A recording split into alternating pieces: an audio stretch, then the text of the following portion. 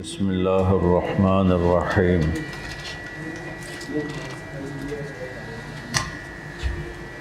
خلق الموت والحیات لیبلوکم ایکم احسن عملا، وقال النبی صلی اللہ علیہ وسلم التاجر الصدوق الامین مع النبیین والشہداء والصالحین، او کما قال۔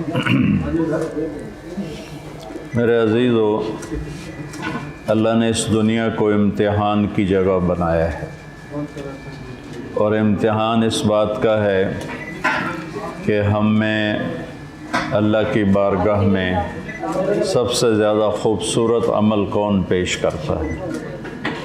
اللہ کے ہاں ہماری دولت، ہماری شکل و صورت، ہماری دنیا، ہمارے عہدے، ان کی کوئی حیثیت نہیں ہے۔ اللہ کی بارگاہ میں خوبصورت عمل کون پیش کرے گا، زیادہ بھی نہیں کہا، لیبلوکم ایکم اکثر عملا، کہ زیادہ عمل کون کرے گا۔ یہ فرمایا کہ زیادہ خوبصورت جس کا عمل ہوگا اس کا پلڑا زیادہ وزنی ہو جائے گا۔ میں ایک واقعہ سناتا ہوں۔ تبوک کی جنگ میں آپ نے صحابہ کو ترغیب دی کہ مال لگاؤ، تو حضرت عمر رضی اللہ تعالیٰ عنہ ہمیشہ یہ کوشش میں رہتے تھے کہ میں کسی طرح ابو بکر رضی اللہ تعالیٰ عنہ سے بڑھ جاؤں، کسی بھی چیز میں بڑھ جاؤں، تو وہ ہو نہیں پاتا تھا۔ تو تبوک کے موقع پر ابو بکر رضی اللہ تعالیٰ عنہ پر غربت تھی، اور عمر رضی اللہ تعالیٰ عنہ اس وقت مالدار تھے۔ تو وہ کہنے لگے کہ اگر میں ابو بکر سے بڑھ سکتا ہوں تو آج موقع ہے کہ اس کے پاس اتنا سرمایہ نہیں ہے کہ وہ میرا مقابلہ کر سکے، تو میں آج بڑھ جاؤں گا۔ تو انہوں نے اپنے مال کو ہاف کیا، ہاف اپنے گھر میں چھوڑا اور آدھا لے کر وہ دربار نبوت میں آئے۔ ابو بکر جھاڑو پھیر کے جتنا بھی تھا سارا اٹھا کے لائے۔ اب مثال کے طور پر حضرت عمر کا اتنا تھا اور ابو بکر کا اتنا تھا، تو صاف نظر آ رہا ہے کہ ابو بکر تھوڑا لائے ہیں، عمر زیادہ لائے ہیں۔ اب اگر اللہ کے نبی یہ پوچھتے کہ عمر کتنا لائے ہو، ابو بکر کتنا لائے ہو، تو ابو بکر ہار جاتے، عمر جیت جاتے۔ لیکن اللہ کو بھی پتہ ہے اور اللہ کے رسول کو بھی پتہ ہے کہ کون کیا کر کے آیا ہے، تو آپ نے وہ سوال کیا جو وہاں بنتا ہی نہیں۔ مثال کے طور پر ہم مدارس چلاتے ہیں، ہمیں کوئی چندہ دے تو ہم پوچھتے ہیں کتنے، ہم یہ نہیں پوچھتے کہ باقی بینک میں کتنا پڑا ہوا ہے، ورنہ ہوتا کہ مولانا صاحب تھوڑی تو نیت ہی ٹھیک نہیں لگتی، میرے اے بھی واپس کرو۔ یہ اس موقع کا سوال ہی نہیں بنتا ہے کہ پوچھوں کہ بھائی طالب تو پیچھا کی چھڑیا ہے۔ تو آپ کا سوال سنو، آپ نے عمر سے پوچھا، عمر ما ترکت لأہلک، عمر گھر میں کتنا چھوڑ کے آئے ہو؟ جب انہوں نے سوال سنا انہوں نے کہا بھائی عمر تو گیا، تو انہوں نے پھر بڑے ڈھیلے لہجے سے کہا جی آدھا گھر چھوڑا ہے، آدھا لے کر آیا ہوں۔ تو آپ نے فرمایا ابوبکر ما ترکت لأہلک، تو نے گھر والوں کے لیے کیا چھوڑا ہے؟ کہا جی میں نے تو اللہ اس کے رسول کو چھوڑا ہے، باقی سب کچھ لے کر آیا ہوں۔ تو عمر کہنے لگے ابوبکر میں تجھ سے نہیں جیت سکتا۔ اب کوانٹٹی میں ابو بکر تھوڑا لائے اور عمر کوانٹٹی میں زیادہ لائے، لیکن حسن عمل ابو بکر کا ہے کہ وہ سارا کچھ اٹھا کے لے آئے۔ تفسیر عزیزی میں ہے کہ دیوار ٹٹول رہے تھے، بیگم نے پوچھا کیا دیکھ رہے ہو؟ کہا یہاں ایک سوئی لٹکائی تھی وہ بھی لے جانا چاہتا ہوں۔ تو ابوبکر رضی اللہ تعالیٰ عنہ کا تھوڑا لیکن زیادہ خوبصورت، عمر رضی اللہ عنہ کا بہت زیادہ لیکن اتنا خوبصورت نہیں ہے۔ یہ ہے اللہ کا فرمان کہ ہم دیکھیں گے کہ تم میں زیادہ خوبصورت عمل کون کرتا ہے۔ تو ہماری آخرت کی تیاری صرف نماز، روزہ، حج، زکوٰۃ نہیں ہے، بلکہ ہم جو دنیا کا کام کرتے ہیں، من امسا کالم بعمل یدہ امسا مغفور لہ، جو صبح سے شام تک بچوں کے لیے حلال کماتا ہے اور تھک جاتا ہے، اس کے اس دن کے سارے گناہ معاف ہو جاتے ہیں۔ اور سچائی اور دیانتداری کے ساتھ کوئی کرسی پر بیٹھے، کوئی دکان پر بیٹھے، تو اس کا حشر نبیوں کے ساتھ ہوگا۔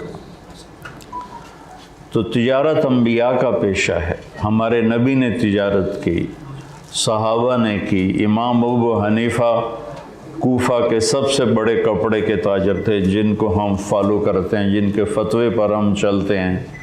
وہ کوفہ میں کپڑے کے سب سے بڑے تاجر تھے اور سب سے زیادہ وہ مالدار تھے۔ تو MTJ بنانے کا مقصد یہ تھا،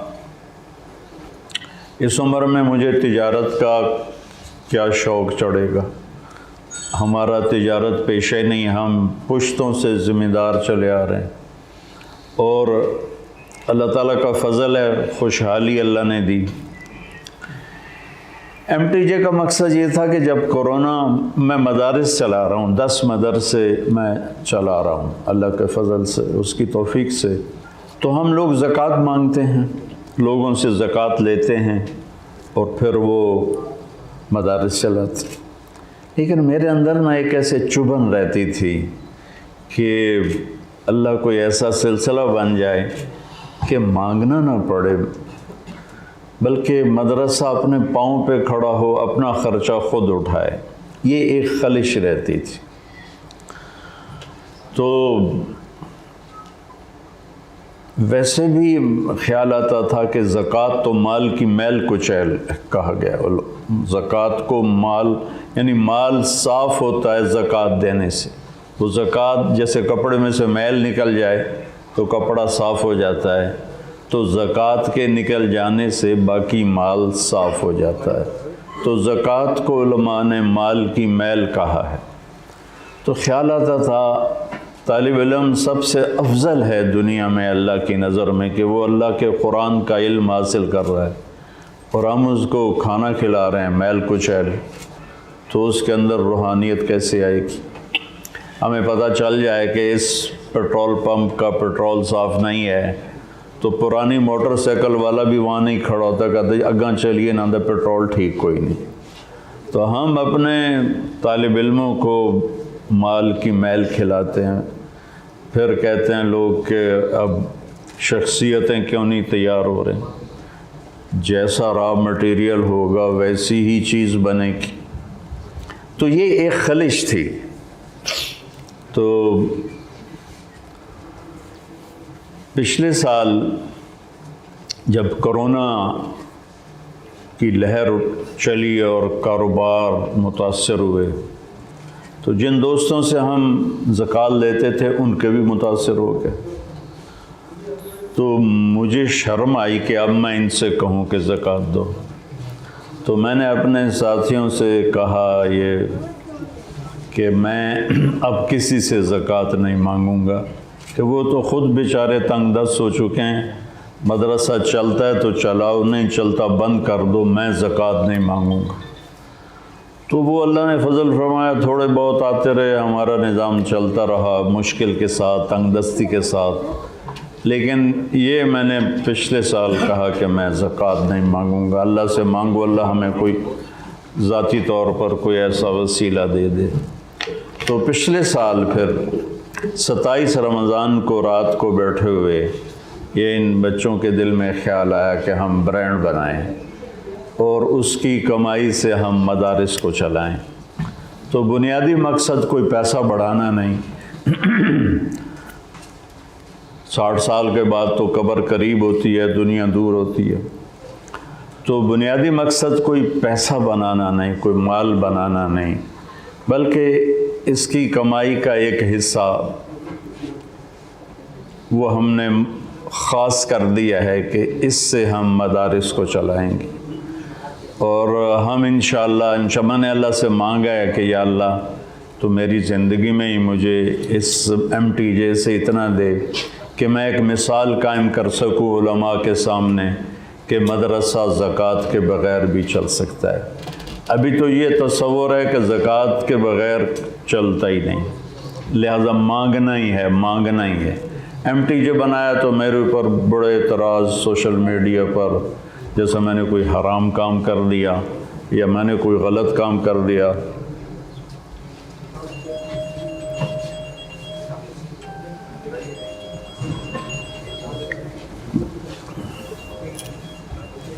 حضرت عثمان رضی اللہ تعالیٰ عنہ کی اتنی بڑی تجارت تھی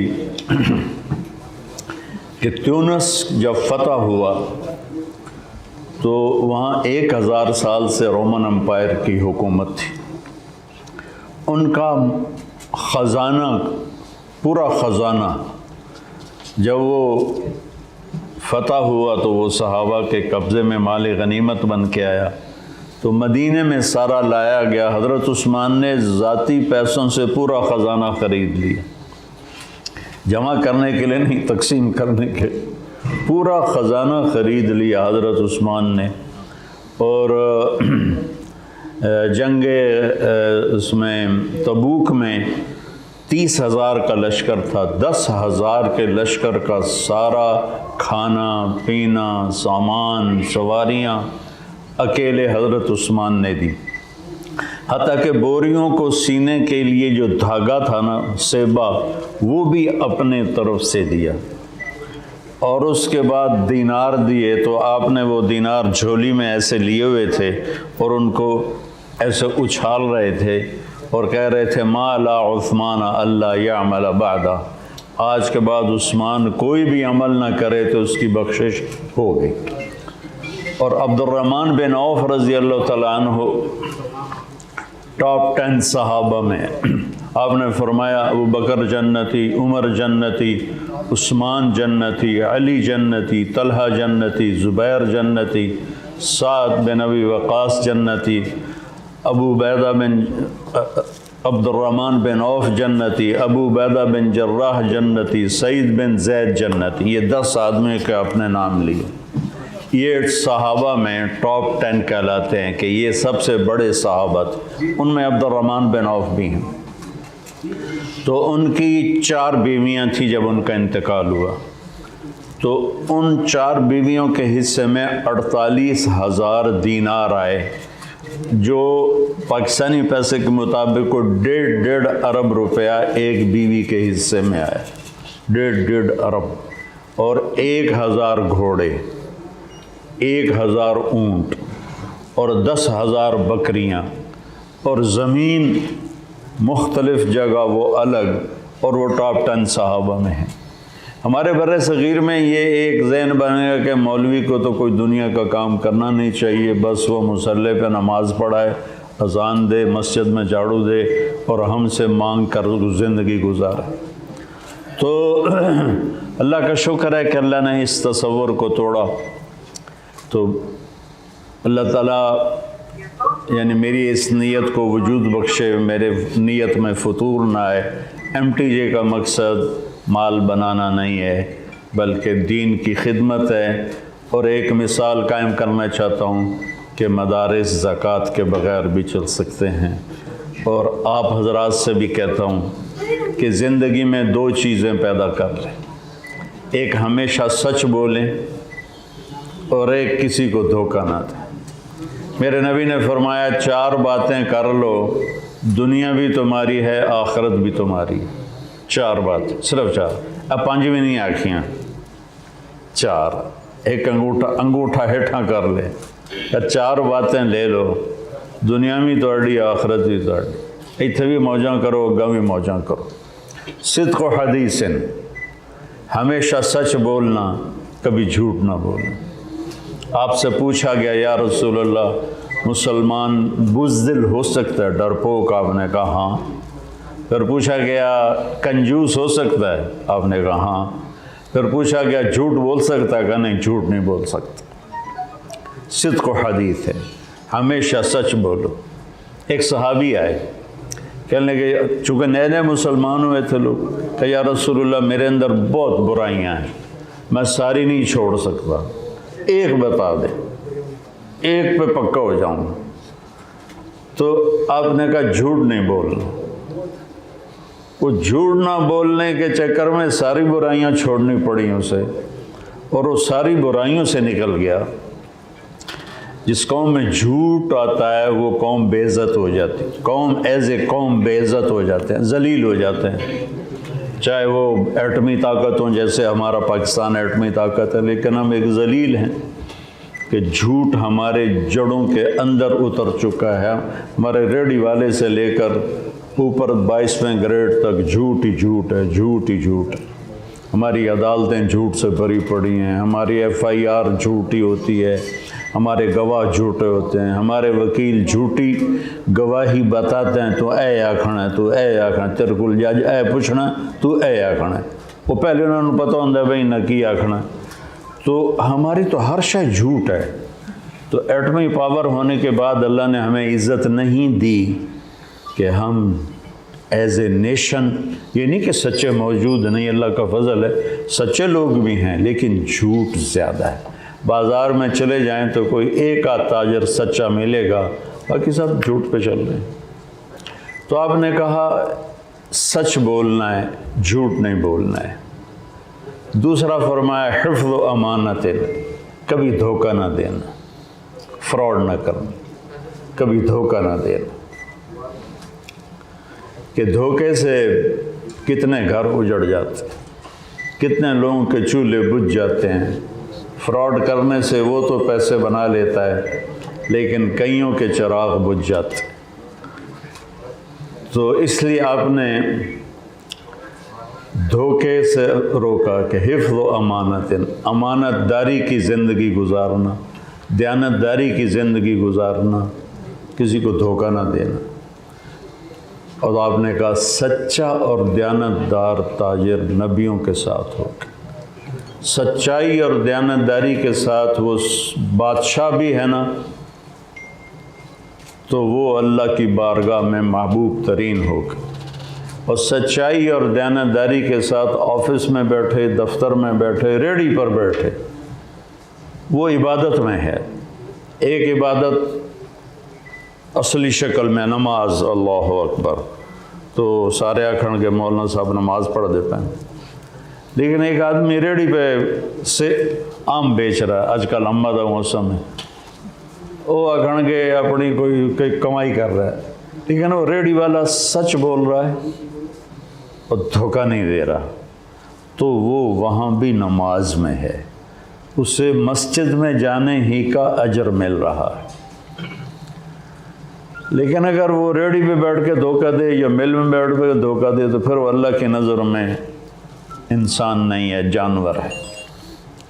تو آپ نے فرمایا سچ بولنا ہے، جھوٹ نہیں بولنا۔ آپ سارے میڈیا والوں سے کہتا ہوں کہ آپ بھی سچ بولا کریں۔ ایک بہت بڑے میڈیا کے مالک نے مجھ سے کہا جی کوئی نصیحت کریں۔ میں نے کہا اپنے چینل سے جھوٹ نکال دو، تو وہ کہنے لگا پھر چینل بند ہی کرنا پڑے گا۔ صاف اس نے کہا، ان کا پھر چینل، اور بہت بڑا چینل ٹی وی کا، تو کہنے لگا جی پھر چینل ہی بند کرنا پڑے گا۔ میں نے کہا یہ اب آپ کی مرضی ہے۔ وہ باغ ہے کشمیر میں، تو وکلاء اکٹھے ہوئے، تھوڑی میں نے بات کی، پھر کہنے لگے جی ایک نصیحت کر دیں، صرف ایک نصیحت کر دیں۔ میں نے کہا آج کے بعد سچ بولنا، کہ نہیں کوئی اور بتائیں، یہ نہیں کوئی اور بتائیں۔ تو آپ سے بھی کہتا ہوں سچ بولیں، شریف آدمی کی پگڑی نہ اچھالیں۔ مافیا کو بے نقاب کرنا ضروری ہے، لیکن شریف سے شریف آدمی سے بھی خطا ہو جاتی ہے، غلطی ہو جاتی ہے، گناہ ہو جاتا ہے۔ تو آپ لوگ بریکنگ نیوز بریکنگ نیوز، وہ لوگوں کو ڈپریشن ہو گیا آپ کی بریکنگ نیوز سے۔ تو کوئی بریکنگ نیوز میں کبھی اچھی خبر بھی سنایا کریں، کوئی پاکستان کی خوبی بھی بتایا کریں، کتنے اچھے لوگ رہتے ہیں، اتنے دیانتدار لوگ رہتے ہیں، اتنے سخی لوگ رہتے ہیں، اتنے عبادت والے رہتے ہیں۔ تو کبھی بریکنگ نیوز فلاں جگہ قتل ہو گیا، بریکنگ نیوز فلاں جگہ چوری ہو گئی۔ ہاں بھائی آپ بتائیں پھر کیا ہوا، وہ پھر شروع ہو جاتا ہے، یہ ہوا یہ ہوا یہ ہوا۔ جو لوگ ٹی وی دیکھتے ہیں وہ سارے ڈپریشن کے مریض آپ کی بریکنگ نیوز کی وجہ سے۔ سچ بولو، شریف آدمی کی خطا کو چھپانے کا حکم ہے۔ ایک عادی مجرم ہے، اس کو بے نقاب کرنے کا حکم ہے، لیکن شریف آدمی، شریف عورت سے بھی خطا ہوتی ہے، اس کو چھپانے کا حکم۔ تو ایک سچائی، ایک دیانتداری۔ تیسرا فرمایا حسن و خلیقت، اپنے اخلاق اچھے کرو۔ تمہارے اچھے اخلاق سے تم ساری رات کی عبادت گزار اور سارے دن کے روزے دار سے بھی آگے نکل جاؤ گے۔ اور اپنے اخلاق اچھے کرنے ہیں تو اس زبان کی حفاظت کر لیں، گالی، غیبت، چغلی، شکایت، الزام، اس سے اپنے آپ کو بچا لیں۔ گھر میں والدین کے سامنے زبان کو سنبھال کے رکھیں، بیوی کے ساتھ انتہائی میٹھی زبان استعمال کریں۔ میٹھے بول میں جادو ہے۔ آپ لوگوں کے دلوں کو، یہ ہماری بسوں کے پیچھے عجیب و غریب لکھا ہوتا ہے، ٹرکوں کے پیچھے، نئی بس کے پیچھے لکھا ہوتا ہے ویکھ ٹور چکوری دی۔ جب تھوڑی پرانی ہوتی ہے تو لکھا ہوتا ہے ہارن دے کر پاس کریں۔ جب اور پرانی ہوتی ہے تو لکھا ہوتا ہے یا پاس کر یا برداشت کر۔ اور جب اور پرانی ہوتی ہے تو پیچھے ایک ملنگ بنا ہوتا ہے، لکھا ہوتا ہے نہ چھیڑ ملنگان۔ تو یہ میں سڑکوں پہ میری زندگی گزر گئی، پورا پاکستان پھر زندگی ٹائر کی طرح گزاری ہے میں نے۔ اللہ کا شکر ہے کہ اللہ نے خیر میں گزروائی۔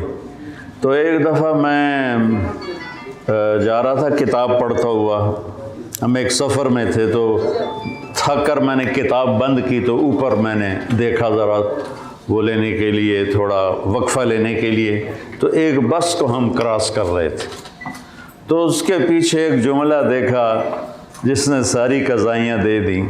اس کے پیچھے لکھا ہوا تھا دل، بہت سارا بڑا سرخ الفاظ، آگے لکھا تھا برائے فروخت، دل برائے فروخت، نیچے لکھا تھا قیمت، ایک میٹھا بول، ایک میٹھا بول، ماں کے ساتھ ایک میٹھا بول، باپ کے ساتھ، بیوی کے ساتھ، بچوں کے ساتھ، ماتحت کے ساتھ، میٹھے بول میں جادو ہے۔ ان من البیان لسحر، کہ میرے نبی کا فرمان کہ میٹھے بول میں جادو ہے۔ اپنی زبان کو قابو میں رکھ لیں۔ چوتھا فرمایا عفت فی تہمت، رزق حلال کمانا۔ ایک صحابی بیٹھے تھے سعد بن معاذ، آپ کی ان کے ہاتھوں پہ نظر پڑی، ہاتھوں پہ مزدوروں والے وہ بنے ہوئے تھے چھالے جیسے نا، موٹے موٹے سخت۔ تو آپ نے پوچھا سعد یہ کیا ہے؟ تو انہوں نے کہا جی میں بچوں کے لیے مزدوری کرتا ہوں، اور سارا دن میں کئی چلاتا ہوں، تو اس کی وجہ سے یہ میرے پڑ گئے۔ تو آپ نے اس کا ہاتھ یوں پکڑا اور سب کو دکھا کے اس کا بوسہ لیا ایسے، پھر فرمایا بچوں کو حلال کھلاتے ہوئے جو ہاتھ ایسے ہو جاتا ہے اس پہ دوزخ کی آگ حرام ہو جاتی۔ تو رزق حلال کمانے پر بھی اتنی بڑی جنت کا اللہ تعالیٰ نے، اللہ کے نبی نے وعدہ کیا ہے۔ تو یہ 4 باتیں ہیں: سچ، دیانتداری، اچھے اخلاق اور سچ بولنا۔ یہ ہم سب کی ضرورت ہے۔ میرا دیس اگر ان 4 باتوں پہ آ جائے تو آسمانوں تک اس کی عزت اور بلندیاں پہنچ جائیں۔ تو یہ چند باتیں آپ سے کرنی تھیں، کچھ اپنے MTJ کے بارے میں بتانا تھا، اور کچھ باتیں وہ ہیں جو ہم سب کی ضرورت ہیں۔ اور اگر اللہ آپ کو ہمت دے تو تبلیغ میں جایا کریں، وقت لگایا کریں، اس سے یہ چیزیں جلدی اندر آتی ہیں۔ اور نہیں تو صرف مہینے میں 3 دن چلے جایا کریں تو انشاءاللہ آپ کو بہت نفع ہوگا، فائدہ ہوگا۔ آپ کی آمد کا بہت شکریہ۔ میڈیا کو لوگ بلاتے ہیں پیسے دے کر، آپ خود آ گئے، مفت میں ہمارا کام کر دیا ہے۔ مجھ سے ایک وہ نیو کا تھا، بڑا چینل کے پروگرام چلانے والا، ملک نصر اللہ، اس نے مجھ سے سوال کیا کہ آپ کے بارے میں بہت نیگیٹو باتیں آ رہی ہیں سوشل میڈیا پر، آپ ان لوگوں کے بارے میں کیا کہتے ہیں؟ میں نے کہا وہ میرے بڑے مہربان ہیں، میری پبلسٹی کر رہے ہیں، میں ان کے لیے دعا کرتا ہوں۔ وہ منفی تذکروں سے بھی چیز پھیلتی ہے۔ تو آپ سب بھائیوں کا بہت شکریہ، آپ خود تشریف لائے، آپ کی بڑی مہربانی، اللہ آپ کو جزا خیر دے۔ اللہم لک الحمد کما انت اہلہ، وصلی علی محمد کما انت اہلہ، وفل بنا ما انت اہلہ، انک اہل التقوی و اہل المغفرہ۔ ربنا آتنا فی الدنیا حسنہ وفی الآخرۃ حسنۃ وقنا عذاب النار۔ یا اللہ، ہم نے جس نیت سے یہ کام شروع کیا ہے تو ہماری نیت کو قبول فرما اور اس میں برکت عطا فرما، اس کو پورے ملک میں پھیلا۔ اور یا اللہ، جتنے بھی بے روزگار ہیں ان کو رزق حلال نصیب فرما، کشادہ نصیب فرما، تنگ دستی کو دور فرما، فراخی نصیب فرما۔ یا اللہ، پورے ملک کی حفاظت فرما، پورے ملک کی حفاظت فرما، ہمارے دیس کو، ہمارے بازاروں کو جھوٹ سے پاک فرما، ہماری عدالتوں کو ظلم سے پاک فرما، ہمارے حکمرانوں کو ظلم و ستم سے پاک فرما، ہمارے تاجروں کو جھوٹ اور بددیانتی سے پاک فرما۔ یا اللہ، ہمارے معاشرے کے ہر فرد کو ایسا بنا دے جیسا تجھے پسند ہے۔ گھروں میں محبت پیار نصیب فرما، گھروں میں ہماری اولادوں کو نیک بنا، ہماری آنکھوں کی ٹھنڈک بنا۔ یا اللہ، جب دنیا سے جانے کا وقت ہو تو ایمان پہ خاتمہ نصیب فرما۔ آمین برحمتک یا رب۔